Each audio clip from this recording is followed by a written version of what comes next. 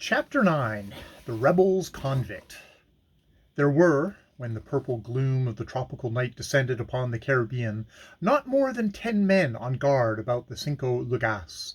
So confident, and with good reason, were the Spaniards of the complete subjection of the islanders. And when I say that there were 10 men on guard, I state rather the purpose for which they were left aboard the duty which they fulfilled.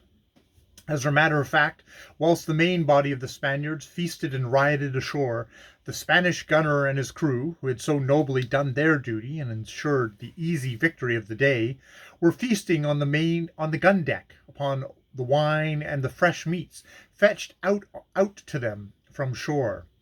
Above, 2 sentinels only kept vigil at stem and stern, nor were they as vigilant as they should have been, or else they might have observed the 2 wherries that under cover of the darkness came gliding from the wharf with well-greased rowlocks to bring up in silence under the great ship's quarter. From the galley aft still hung the ladder by which Don Diego had descended to the boat that had taken him ashore. The sentry on guard in the stern, coming presently round this gallery, was suddenly confronted by the black shadow of a man standing before him at the head of the ladder. "Who's there?" he asked, but without alarm, supposing it was one of his fellows. "It is I," softly answered Peter Blood, in the fluent Castilian of which he was master. "Is it you, Pedro?" The Spaniard came a step nearer. "Peter is my name, but I doubt I'll not be the Peter you're expecting." "How?" quoth the sentry, checking. "This way," said Mr. Blood. The wooden taffrail was a low one, and the Spaniard was taken completely by surprise. Save for the splash he made as he struck the water, narrowly missing one of the crowded boats that waited under the counter, not a sound announced his misadventure. Armed as he was with corselet, cuissards, and headpiece, he sank to trouble them no more. "Whist!" hissed Mr. Blood to his waiting rebel convicts. "Come on, now, and without noise." Within 5 minutes they had swarmed aboard, and the entire 20 of them overflowing from that narrow galley and crouching on the quarter-deck itself. Lights showed ahead. Under the great lantern in the prow they saw the black figure of another sentry, pacing on the forecastle. From below sounds reached them of the orgy on the gun-deck. A rich male voice was singing an obscene ballad, to which the others chanted in chorus. "Y estos son los justos de Castilla." "From what I've seen today, I can well believe it," said Mr. Blood, and whispered, "Forward, after me." Crouching low, they glided, noiseless as shadows, to the quarter-deck rail, and thence slipped without sound down into the waist. 2/3 of them were armed with muskets, some of which they had found in the overseer's house, and others supplied from the secret hoard that Mr. Blood had so laboriously assembled against the day of escape. The remainder were equipped with knives and cutlasses.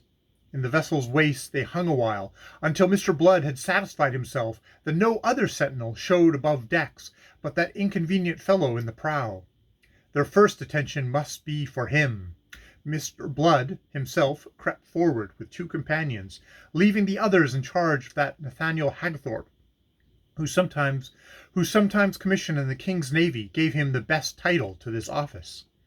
Mr. Blood's absence was brief. When he rejoined his comrades, there was no watch above the Spaniards' decks. Meanwhile, the revellers below continued to make merry at their ease in the conviction of complete security. The garrison of Barbados was overpowered and disarmed, and their companions were ashore in complete possession of the town, glutting themselves hideously upon the fruits of victory. What, then, was there to fear, even when their quarters were invaded, and they found themselves surrounded by a score of wild, hairy, half-naked men, who, save that they appeared to have once been white, looked like a horde of savages? The Spaniards could not believe their eyes. Who could have dreamt that a handful of forgotten plantation slaves would have dared to take so much upon themselves? The half-drunken Spaniards, their laughter suddenly quenched, the song perishing on their lips, stared, stricken and bewildered, at the levelled muskets by which they were checkmated. And then, from out of this uncouth pack of savages that beset them, stepped a slim, tall fellow with light blue eyes and a tawny face, eyes in which glinted the light of a wicked humour. he addressed them in the purest Castilian. "You will save yourself pain and trouble by regarding yourself as my prisoners, and suffering yourself to be quietly bestowed out of harm's way." "Name of God!" swore the gunner, which did no justice to the amazed beyond expression. "If you please," said Mr. Blood, and thereupon these gentlemen of Spain were induced, without further trouble beyond a musket prod or two, to drop through a scuttle to the deck below. After that the rebels-convict refreshed themselves with the good things in the consumption of which they had interrupted the Spaniards. To taste palatable Christian food after months of salt fish and maize dumplings was in itself a feast to these unfortunates. But there were no excesses. Mr. Blood saw to that, although it required all the firmness of which he was capable. Dispositions were to be made without delay against that which must follow before they could abandon themselves fully to the enjoyment of their victory. This, after all, was no more than a preliminary skirmish, although it was one that afforded them the key to the situation. It remained to dispose so that the utmost profit might be drawn from it. Those dispositions occupied some very considerable portion of the night, but, at least, they were complete before the sun peeped over the shoulders of Mount Hilibay to shed his light upon a day of some surprises. It was soon after sunrise that the rebel-convict who paced the quarter-deck in Spanish corslet and headpiece, a Spanish musket on his shoulder, announced the approach of a boat. It was Don Diego de Espona y Valdez, coming aboard with 4 great treasure chests containing each 25,000 pieces of 8, the ransom delivered to him at dawn by Governor Steed. He was accompanied by his son, Don Esteban, and by 6 men who took the oars. Aboard the frigate all was quiet and orderly as it should be. She rode at anchor, her larboard was to the shore, and the main ladder on her starboard side. Round to this came the boat with Don Diego and his treasure. Mr. Blood had disposed effectively. It was not for nothing that he had served under de rigueur routier. The swings were waiting, and the windlass manned. Below, a gun crew held itself in readiness under the command of Ogle, who, as I have said before, had been a gunner in the Royal Navy before he went in for politics and followed the fortunes of the Duke of Monmouth. He was a sturdy, resolute fellow, who inspired confidence by the very confidence he displayed in himself. Don Diego mounted the ladder and stepped upon the deck, alone, and entirely unsuspicious. What should the poor man suspect? Before he could even look around and survey, this guard was drawn up to receive him. A tap over the head with a capstan bar, efficiently handled by Hagthorpe, put him to sleep without the least fuss. He was carried away to his cabin, whilst the treasure chests, handled by the men he had left in the boat, were being hauled to the deck. That being satisfactorily accomplished, Don Esteban and the fellows who manned the boat came up the ladder, one by one, to be handled with the same quiet efficiency. Peter Blood had a genius for these things, and almost, I suspect, an eye for the dramatic. Dramatic, certainly, was the spectacle now offered to the survivors of the raid. With Colonel Bishop at their head, and gout-ridden Governor Steed sitting on the ruins of a wall beside him, they glumly watched the departure of the 8 boats containing the weary Spanish ruffians who had glutted themselves with rapine, murder, and violences unspeakable. They looked on, between relief at this departure of their remorseless enemies, and despair at the wild ravages which, temporarily at least, had wrecked the prosperity and happiness of that little colony. The boats pulled away from the shore with their loads of laughing, jeering Spaniards, who were still flinging taunts across the water at the surviving victims. They had come midway between the wharf and the ship, when suddenly the air was shaken by the boom of a gun. A round shot struck the water within a fathom of the foremost boat, sending a shower of spray over its occupants. They paused at their oars, astounded into silence for a moment. Then speech burst from them like an explosion. Angry, voluble, they anathematized this dangerous carelessness on the part of their gunner, who should know better than to fire a salute from a cannon loaded with shot.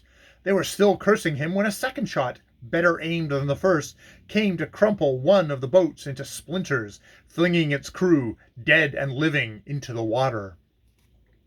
But if it silenced these, it gave tongue these more angry, vehement, and bewildered to the crews of the other 7 boats. From each the suspended oars stood out poised over the water, whilst on their feet in the excitement the Spaniards screamed oaths at the ship, begging heaven and hell to inform them what madmen had been let loose among her guns. Plump into their middle came a third shot, smashing a second boat with fearful execution. Followed again a moment of awful silence. Then among those Spanish pirates all was gibbering and jabbering and splashing of oars, as they attempted to pull in every direction at once. Some were for going ashore, others for heading straight to the vessel, and there discovering what might be amiss. That something was very gravely amiss there could be no further doubt, particularly as whilst they discussed and fumed and cursed 2 more shots came over the water, to account for yet a third of their boats. The resolute Ogle was making excellent practice, and fully justifying his claims to know something of gunnery. In their consternation, the Spaniards had simplified his task by huddling their boats together. After a 4th shot, opinion was no longer divided among them. As with one accord, they went about, or attempted to do so. Before they had accomplished it, 2 more of their boats had been sunk. The 3 boats that remained, without concerning themselves with their more unfortunate fellows who were struggling in the water, headed back for the wharf at speed. If the Spaniards understood nothing of this, the forlorn islanders understood still less, until, to help their wits, they saw the flag of Spain come down from the mainmast of Cinco Llagas, and the flag of England soar to its empty place. Even then some bewilderment persisted, and it was with fearful eyes that they observed the return of their enemies, who might vent upon them the ferocity aroused by these extraordinary events. Ogle, however, continued to give proof that his knowledge of gunnery was not of yesterday. After the fleeing Spaniards went his shots, the last of their boats flew into splinters as it touched the wharf, and its remains were buried under a shower of loosened masonry. That was the end of this pirate crew, which not 10 minutes ago had been laughingly counting up the pieces of 8 that would fall into the portion of each for his share of that act of villainy. Close upon 60 survivors contrived to reach the shore. Whether they had cause for congratulation, I am unable to say in the absence of any records in which their fate may be traced. That lack of records is in itself eloquent. We know that they were made fast as they landed, and considering the offense they had given, I am not disposed to doubt that they had every reason to regret the survival. The mystery of the succour that had come at the 11th hour to wreak vengeance upon the Spaniards and to preserve for the island the extortionate ransom of 100,000 pieces of 8 remained yet to be probed. That the Cinco Llagas was now in friendly hands could no longer be doubted after the proofs it had been given. But who, the people of Bridgeton asked one another, were the men in possession of her, and whence had they come? The only possible assumption ran the truth very closely. A resolute party of islanders must have got aboard during the night and seized the ship. It remained to ascertain the precise identity of these mysterious saviors and do them fitting honor. Upon this errand, Governor Steed's condition not permitting him to go in person, went Colonel Bishop as the governor's deputy, attended by 2 officers. As he stepped from the ladder into the vessel's waist, the colonel beheld there, beside the main hatch, the 4 treasure chests, the contents of which had been contributed almost entirely by himself. It was a gladsome spectacle, and his eyes sparkled in beholding it. Ranged on either side, athwart the deck, stood a score of men in 2 well-ordered files, with breasts and backs of steel, polished Spanish morions on their head, overshadowing their faces, and muskets ordered at their sides. Colonel Bishop could not be expected to recognize at a glance these upright, furbished, soldierly figures, the ragged, unkept scarecrows that but yesterday had been toiling in his plantations. Still less could he be expected to recognize at once the courtly gentleman who advanced to greet him, a lean, graceful gentleman, dressed in the Spanish fashion, all in black with silver lace, a gold-hilted sword dangling from beside him from a gold-embroidered baldric, a broad castor with a sweeping plume set above carefully curled ringlets of deepest black. "Be welcome aboard the Cinco Llagas, Colonel Darling," a voice vaguely familiar addressed the planter. "We've made the best of the Spaniard's wardrobe in honor of this visit, though it was scarcely yourself we had dared hope to expect. You'll find yourself amongst friends, old friends of yours all." The colonel stared in stupefaction. Mr. Blood, tricked out in all this splendor, indulging therein his natural taste, his face carefully shaven, his hair as carefully dressed, seemed transformed into a younger man.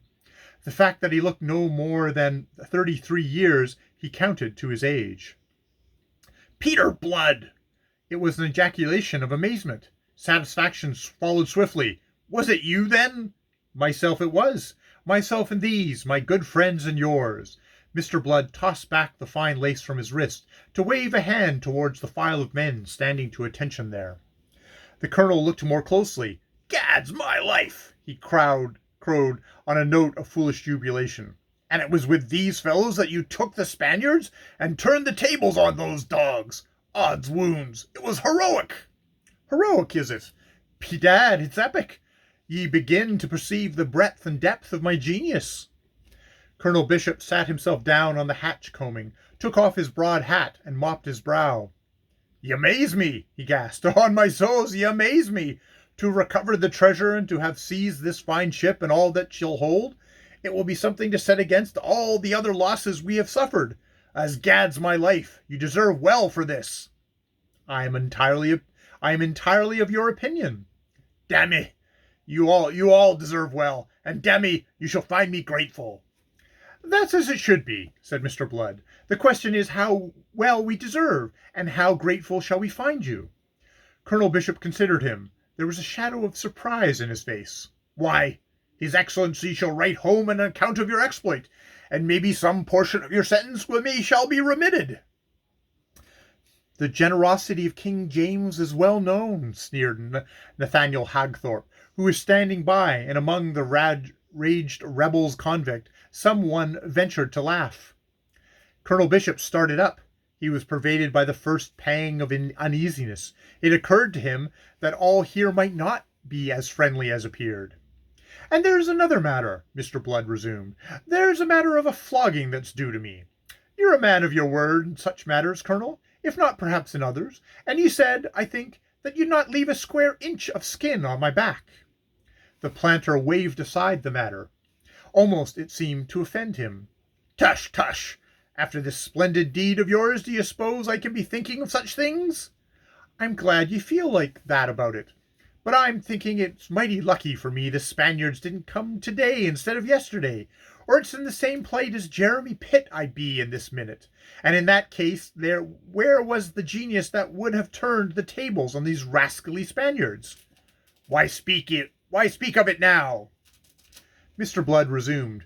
"You'd be pleased to understand that I must, Colonel Darling. You've worked a deal of wickedness and cruelty in your time, and I want this to be a lesson to you, a lesson that you'll remember, for the sake of the others who may come after us. There's Jeremy up there in the roundhouse, with a back that's every colour of the rainbow, and the poor lad not be himself again for a month. And if it hadn't been for the Spaniards, maybe it's a dead he'd be by now, and maybe myself with him." Hagthorpe lounged forward. He was a fairly tall, vigorous man with a clear-cut, attractive face, which in itself announced his breeding. Why will you be wasting words on the hog?" wondered the sometimes officer in the Royal Navy. "Fling him overboard and have done with him."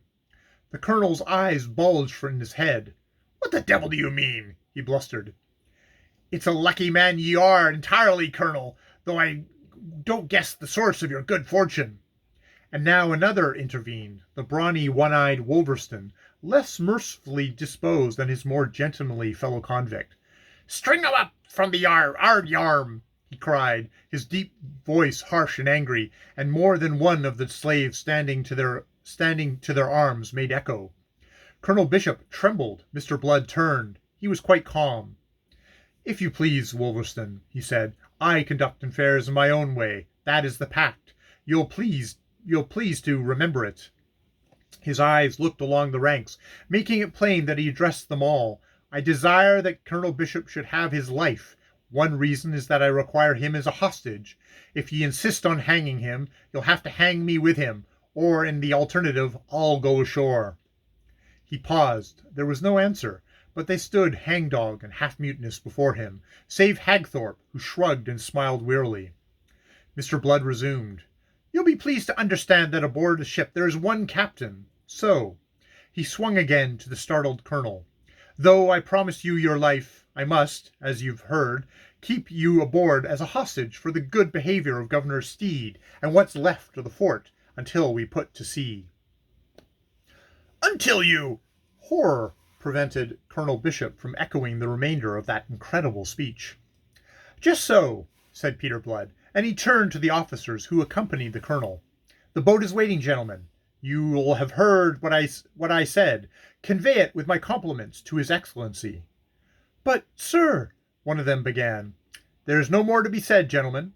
My name is Blood, Captain Blood, if you please, of this ship, the Cinco Lagas, taken as a prize of war from Don Diego de Esposa y Valdez, who is my prisoner aboard. You are to understand that I have turned the tables on more than the Spaniards. There's the ladder. You'll find it more convenient than being heaved over the side, which is what'll happen if you linger." They went, though not without some hustling, regardless of the bellowings of Colonel Bishop, whose monstrous rage was fanned by terror at finding himself at the mercy of these men, of whose cause to hate him he was very fully conscious. A half-dozen of them, apart from Jeremy Pitt, who was utterly incapacitated for the present, possessed a superficial knowledge of seamanship. Hagthorpe, although he had been a fighting officer, untrained in navigation, knew how to handle a ship, and under his directions they set about getting under way. The anchor catted, and the mainsail unfurled. They stood out for the open before a gentle breeze, without interference from the fort. As they were running close to the headland east of the bay, Peter Blood returned to the colonel, who, under guard and panic-stricken, had dejectedly resumed his sitting on the coamings of the main batch. "Can ye swim, Colonel?" Colonel Bishop looked up. His great face was yellow, and seemed in that moment of a preternatural flabbiness. His beady eyes were beadier than ever. "As your doctor, now, I prescribe a swim to cool the excessive heat of your humours." Blood delivered the explanation pleasantly, and, receiving still no answer from the colonel, continued, "It's a mercy for you that I'm not by nature as bloodthirsty as some of my friends here, and it's a devil's own labour I've had to prevail upon them not to be vindictive.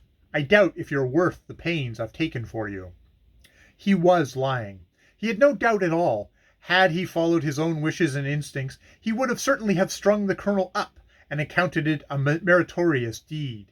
It was the thought of Arabella Bishop that had urged him to mercy, and led him to oppose the natural vindictiveness of his fellow slaves until he had been in danger of precipitating a mutiny. It was entirely to the fact that the colonel was her uncle, although he did not even begin to suspect such a cause, that he owed such mercy as was now being shown him. "You shall have a chance to swim for it," Peter Blood continued. "It's not above 1/4 of a mile to the headland yonder, and with ordinary luck you should manage it. Faith, you're fat enough to float. Come on. Now, don't be hesitating, or it's a long voyage you'll be going on with us, and the devil knows what may happen to you. You're not loved any more than you deserve." Colonel Bishop mastered himself and rose, a merciless despot who had never known the need for restraint in all these years. He was doomed by ironic fate to practice restraint in the very moment when his feelings had reached their most violent intensity. Peter Blood gave an order. A plank was run out over the gunwale and lashed down. "If you please, Colonel," said he, with a graceful flourish of invitation. The colonel looked at him, and there was hell in his glance. Then, taking his resolve, and putting his best face upon it, since no other could help him here, he kicked off his shoes, peeled off his fine coat of biscuit-coloured taffetas, and climbed upon the plank. A moment he paused, steadied by a hand that clutched the ratlines, looking down in terror at the green water rushing past some 25 feet below. "Just take a little walk, Colonel Darling," said the smooth, mocking voice behind him. Still clinging, Colonel Bishop looked round in hesitation, and saw the bulwark lined with swarthy faces, the faces of men that as lately as yesterday would have turned pale under his frown, faces that were now all wickedly agrin. For a moment rage stamped out his fear. He cursed them aloud venomously and incoherently, then loosed his hold and stepped out upon the plank. 3 steps he took before he lost his balance and went tumbling into the green depths below. When he came to the surface again, gasping for air, the Cinco Llagas was already some furlongs to leeward, but the roaring cheer of mocking valediction from the Rbls-Cnvct reached him across the water, to drive the iron of impotent rage deeper into his soul. End of chapter 9.